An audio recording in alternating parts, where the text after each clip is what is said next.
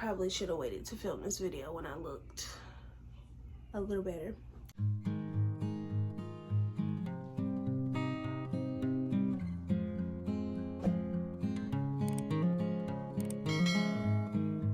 Hey y'all, what's up? Welcome back to another video. Welcome to my channel if you are new here. Hey girl, hey, long time no see, you guys. I have not posted in not too long, but it's been a little minute since I posted. So in today's video, I wanted to give you guys a update, my 37-week pregnancy update. I hear the kids. A 38-week. I was 37 weeks last week. I'm now 38 weeks. Also, with the 37 week, I'm gonna be giving you guys a story time, and I have some other news to share with you guys as well. So let's just jump right into this video. As you guys can see, I am looking not my best. I have not been feeling my best, but let's just jump into the 37-week update. So you guys know I went to the doctor last Tuesday. It was the 25th, I believe, and I actually got on live, and that was the same day that Quan was not feeling well. So a lot of you guys know that basically I gave y'all a brief update as far as like the appointment on Tuesday, and I kind of can't remember everything. And that live is no longer up, but moving on to the 26th, which was Wednesday of last week. So I went to the doctor Tuesday. They checked me. I do remember that they checked me again, and I was still 2 centimeters dilated. And Wednesday, sorry, my brain. I was in here deep cleaning and just nesting, and just because of course my house doesn't stay clean but for 2 seconds, so I'm always cleaning, which is nothing new. But this day I was just like deep cleaning, wiping stuff down, wiping walls, baseboards, just all the deep cleaning stuff. So, I was in here doing that, and I started to have contractions around like 3:20 in the afternoon. I had been cleaning up all morning. I was doing my thing, and then I started having like mild contractions, but of course I didn't pay any attention to it because it wasn't painful. It was just kind of like Braxton Hicks. So of course I continued to clean. I'm vacuuming. I'm like, when I say I was getting stuff done, y'all, I was getting stuff done. So the contractions ended up getting pretty intense, like as the hours went by. So me, this being my 5th child, I'm kind of like waiting it out. Like I called my mom. She was helping me time them. They were like so bad, y'all, like to the point I couldn't talk. Like I honestly thought the Wednesday I was gonna have my baby. But it got so bad to the point like it lasted to like 8 at night. So I ended up going to the hospital because like I said, I was having painful contractions. And when I got to the hospital, of course they hooked the baby up. They was monitoring him. They were monitoring my contractions. They also did another cervix check, which I was still sitting at a 2. So I was a little bit frustrated with that because the contractions were so bad that I just didn't understand why I was not dilating as much pain as I was in. So they ended up giving me Tylenol and an IV fluid and taking my temperature. I had a low-grade fever, like 99 point something. So probably I was there, like got there like 9 maybe. Stayed until 11. They checked my cervix one more time. Not only did they check my cervix, but she basically said that they're going to discharge me because my contractions, my contractions weren't helping me dilate anymore, so there's really no point in them keeping me, which I totally understand. By that time of night, I was so uncomfortable in that hospital bed. I was ready to go home. So we went home. We got home probably at like 12 midnight. The hospital's not that far from where we live, probably like 30 minutes. So about 12:30, we got home, and I came in here. I took a bath, and Quan and I both got into bed right away. Now, Quan's sister was watching the kids for us while we were at the hospital. So once we got back home, we kind of sent her on her way. Like, she told her she could stay if she wanted to, but she left or whatever. So we're all in here, and Quan gets in the bed, and after I got out the bathtub, I came in here, I laid down. I probably slept for about a good 30 minutes to an hour. after I woke up, after that, I woke up with like a strong back pain, like not my normal lower sciatic back pain, like for pregnancy. It was like at the top of my spine, like the top center of my spine. It felt like somebody was holding it to the point where I couldn't really breathe. So I immediately like got up, like, okay, like just maybe I'm just uncomfortable, I slept wrong. So I'm kind of sitting in the bed, and it's like the more I sit there, I'm trying to get my posture right, it just felt like it was getting worse for me. Like legit felt like, oh my gosh, like this is something that I never felt before. So I'm trying to not panic, because the pain that I'm feeling is something that I never felt before. So I'm on Google. Google is the most toxic search engine when you're sick, okay? Stay on Google. I got on Google. They're saying stuff about heart attacks and just all these things that you're not trying to hear. So I'm sitting in here for a while, you guys. Like, I tried to lay back down, try to get comfortable, and I just could not do it. Like, it was so bad. Like, I told Quan, I'm about to call the ambulance. And the only reason why I said I'm going to call the ambulance is because I didn't want him having to get the kids up, get them dressed. They were sleeping so good, and I just didn't want to interrupt that. So Quan was like, are you sure? Like, what's wrong? So he's just waking up, because I didn't want to wake him up. But once it started to get really, really bad to the point where it was affecting my breathing, I knew it was like something serious. So I'm like, I gotta call 911. Like, I barely could talk to him. Like, I gotta go. So I go in the living room. First of all, I got myself all the way together. I mean, threw something on real quick. And then with the living room, I called 911. I talked to the dispatcher. She said, okay, they'll be out there in less than 5 minutes. And legit, they were.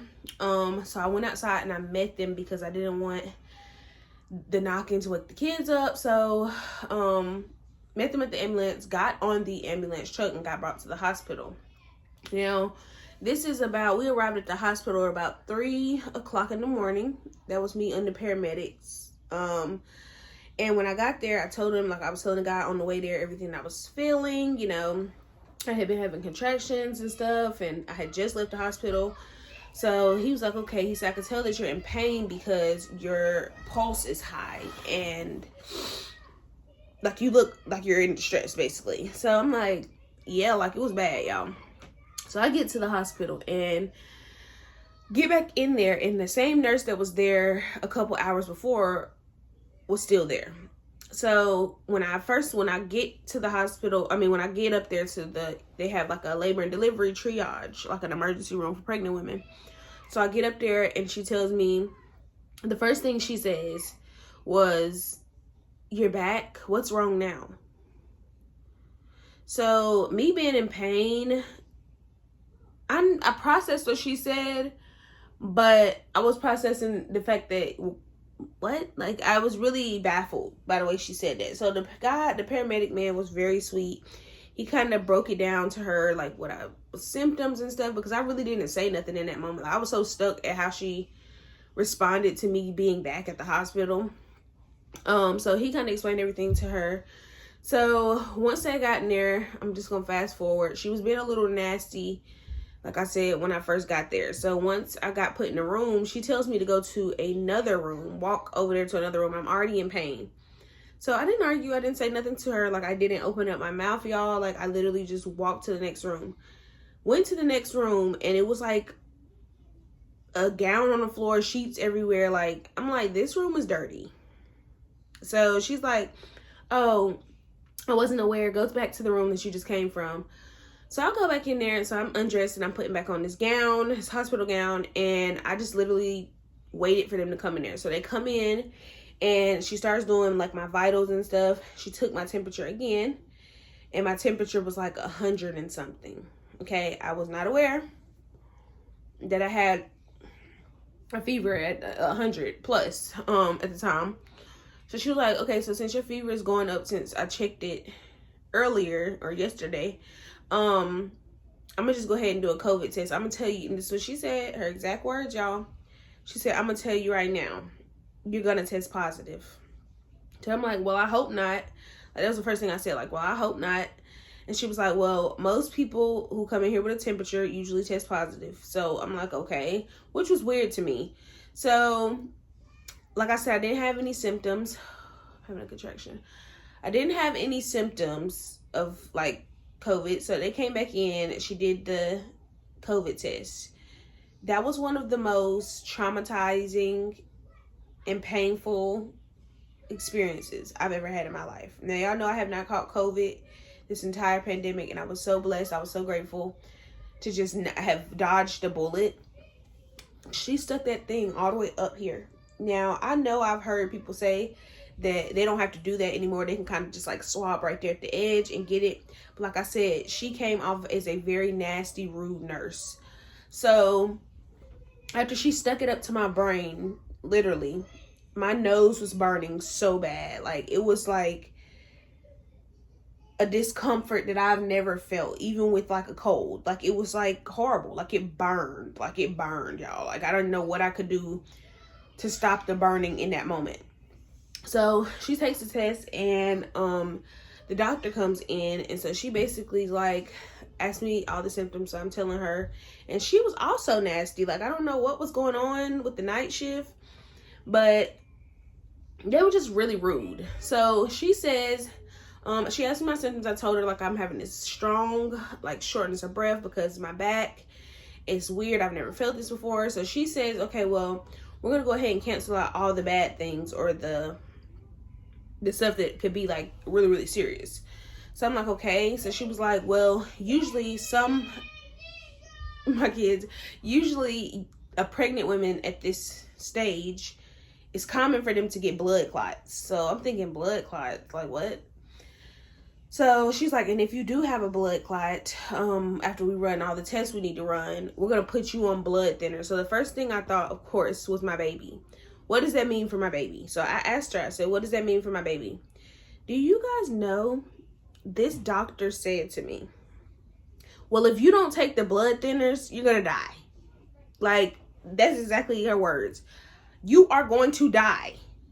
Not, it won't look well. I mean, like, it's so many ways she could have said it. So I'm like, okay, so now my anxiety's high because COVID tests to blood clots, blood thinners, and dying. Like, it was just too much in that moment. So she left out the room, and I was sitting in the room, you guys, for a good 2 hours. I didn't see anybody. I didn't hear nothing from the nurses. No one came to check on me. I was legit just in the room, left to think about everything that she just threw on the table, basically. So fast forward, I started getting all these tests done. People were coming in giving me EKGs, and I got a chest x-ray and blood work done, just all these different things. I had to go get a CT scan on my lungs, like so many things, okay? And all of this stuff is taking place, and I still have not seen the nurse or the doctor since I had first got there. So I'm just, like I said, I'm just going with the flow, letting them do these tests, going through it. So she comes back in there. Like, I was kind of resting. I wasn't asleep because I couldn't get comfortable. So I was kind of like leaning over. I had asked for a pillow. Never brought me a pillow. So I was kind of leaning over on like the side table, on top of my clothes that was folded right there. And so using my clothes as a pillow, you guys. And so she comes in, she's like, have you talked to your doctor? So I'm like, no. She's like, so she didn't tell you? So I'm like, no. So I'm like, well, tell me what? So she's like, you did test positive for COVID like I said you would. And basically you need to keep your mask up, even though I have a mask up anyway. I'm in a hospital, like, so keep your mask up, yada, yada, yada. So I'm like, okay. So she was like, did you say you know? I said, no. I said, okay, you know? So she's like, oh, okay. So she walks out the room. I didn't see her for a little minute. Matter of fact, yes, I did. She checked my vitals again, you guys. And at this point, I had an IV placed back up. Before we even get into that, this right here, they tried to put an IV in right here. And the IV wasn't catching the vein. So she is like pulling it in and out and twisting it and just doing all the things. And so that's why I got this big bruise. I don't know if you guys can see, but this big bruise right here because she could not get the IV in. And instead of going to go ask for help, she just kept trying in that one spot until I finally said, can you please take it out and try another location? Okay. So that's when she put it into this arm. So when they put it into this arm, the girl came in there, the nasty nurse. Do you guys know she put the blood pressure cuff right on top of this IV location that she had the IV in? So when it started to like puff up and blow up, it was squeezing the IV so bad it was burning. So I literally ripped it off and threw it. Like, I ripped it off my arm and threw it on the floor. So she came back in the room. She did that and then left out the room. I've never had anybody do my vitals, put the cuff on and leave out the room. They usually do everything all in one situation and then leave. So I feel like it was out of spite. But there's that. So I rip it off. So she comes back in the room. She's like, why did you take it off? I said, because you put it on top of my IV site. Nobody has ever done that.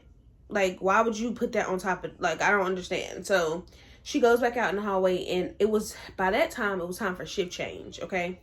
So when I had to get another EKG done by another lady. So as she's walking in, she had on a mask, like a regular mask, but she's pushing the car in, and I hear, because my room was like right across from the desk. So I hear all of them yell, she tested positive for COVID. Like, I mean loud, y'all. Like, it was so loud. So the lady's like, oh, okay, you know. So she went back out in the hallway. She got this little suit thing on. This little tube was going up her back with the like little mask. I don't know, something. So she came back in the room. She said, I apologize. They could have handled that a little different. So I'm like, it's okay. They've been doing me dirty all night. One, they never gave me a call bell, you guys, to call for help. So when I needed help, or if I felt like I needed to ask a question or any type of assistance, I had to take my baby off the monitor. Take the monitor off of my baby. Okay? That was the only way they was coming back in the room to check on me. Two, they didn't give me a remote for the TV. Nothing. Just completely gross. Never brought me the pillow that I asked for. Because like I told y'all, my back was hurting. I couldn't lay down, lay back. So there's that. So, speeding up to when we were about to get discharged, before I got discharged, they sent in a midwife. The sweetest lady I've ever met. She calmed my nerves. I told you I was there from 3 to about 9 o'clock in the morning. Throughout that entire time, they only told me about the COVID testing. They never gave me any updates on all those tests that they ran on me. And I'm almost certain they got the test back. And not only that, I told y'all I never seen the doctor again that night after she said I would die if I didn't take the blood thinners, if I had a blood clot. So the midwife comes in and she's like, well, I'm gonna, very soft spoken. She said, how are you doing? So I kind of explained to her. I was a little emotional because I didn't even come here to get tested for COVID, and I'm ended up positive for COVID. My back is still hurting, and they're being rude. Like, I mean, I feel like they abandoned me because they found out I tested positive for COVID. So I'm just kind of like pouring out my feelings and just getting emotional. She's like, I'm so sorry you experienced that. She gave me a number to call to file a complaint. She said, I do not support that type of behavior. She said, I come up here and I help with the little triage or whatever, but I'm so sorry you experienced that. So she was like, she kind of broke down all my testing. Everything came back perfect. My lungs look great. No pneumonia in my lungs. My back pain is probably from COVID, she said, because there's nothing serious, no blood clots or nothing like that. My chest x-ray looked good. Everything looked good. Only concerning situation that she felt like was very concerning was my iron. I know I just had an iron infusion 2 weeks ago, 36 weeks. And so she was like, your iron is still low. It is at an 8, and I really don't want you to go in labor with your iron that low. So please talk to your doctor about that. So that was the only thing that she said that she was really concerned about. Other than that, she was very sweet. She gave me the rundown of just like all the stuff that I had questions about. And I was on my merry little way. Okay. So of course, here I am coming home testing positive for COVID. Come home to my kids. So fast forward, I'm positive for COVID. Today is, I found out on the 27th. So today makes 28th, 29th, 30th, 31. It makes 5 days. So I had an appointment on Monday. Of course, I didn't go to the appointment because I am positive for COVID. And so I had to do an over the phone appointment. And the over the phone appointment was very brief. I kind of just gave them a rundown like I gave you guys, told them everything that happened at the hospital and how I've been feeling.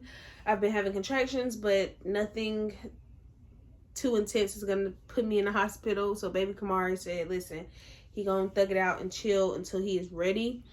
But on the brighter side, I lost my mucus plug, okay, which I am very grateful. I've been losing my mucus plug. I lost a little bit of it on Friday, I believe it was. And then I felt like the whole thing Saturday. But then I went to the bathroom and I seen more of it in the toilet. So I'm like, I don't know how much mucus plug I got to offer, but there's that.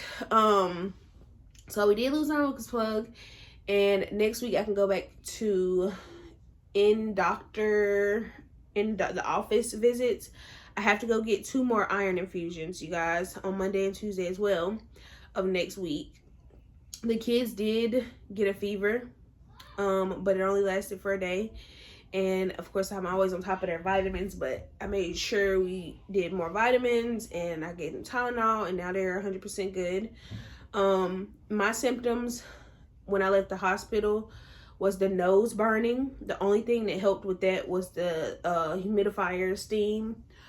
And I had a headache, like a lingering headache. The first day I came home, I felt like really weak. Just like don't want to do nothing but lay down, and just tired. My legs were sore, just uncomfortable.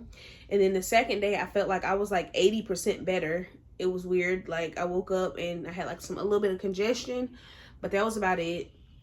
And then it's like I've been feeling better, like getting better since that. But I'm kind of grateful Kamari is still in here, because with all of these germs and the COVID stuff, it's not good timing, I feel like, him being out here. But I'm glad he's still moving, he's still active, everything is still perfect with Kamari right now. It's still like a waiting game, but it's also giving me time to disinfect the house and get the air clean and just make sure everything is good for when he does arrive. So yeah, you guys, that's where I've been. I just been trying to regroup and get my life back in order after testing positive for COVID. But yeah, so there's the story. I just want to give you guys an update. And that's it for today's video. I don't know how long this video is, but if you made it to the end, drop me a red heart emoji. And I love you guys, and I will see you guys in another video. Bye, y'all.